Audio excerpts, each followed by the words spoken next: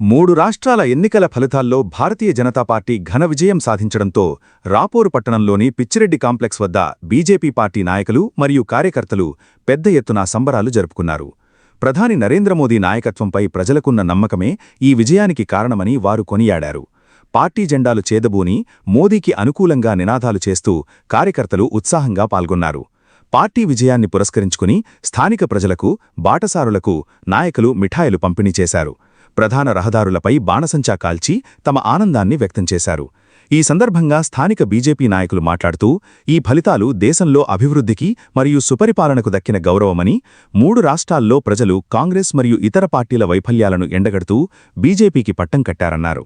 ఇదే ఉత్సాహం రాబోయే రోజుల్లో ఆంధ్రప్రదేశ్లో కూడా కొనసాగుతుందని ధీమా వ్యక్తం చేశారు.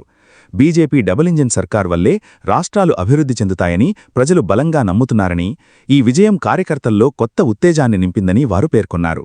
ఈ కార్యక్రమంలో బీజేపీ నాయకులు జయసింహ, శివప్రసాద్, తిరుపతి జనార్దన్, తిక్కమనేని వెంకటరత్నం నాయుడు, ఆదిరెడ్డి సుబ్రహ్మణ్యం, బెల్లం అంకయ్య, మేకల రామయ్య తదితరులు పాల్గొన్నారు.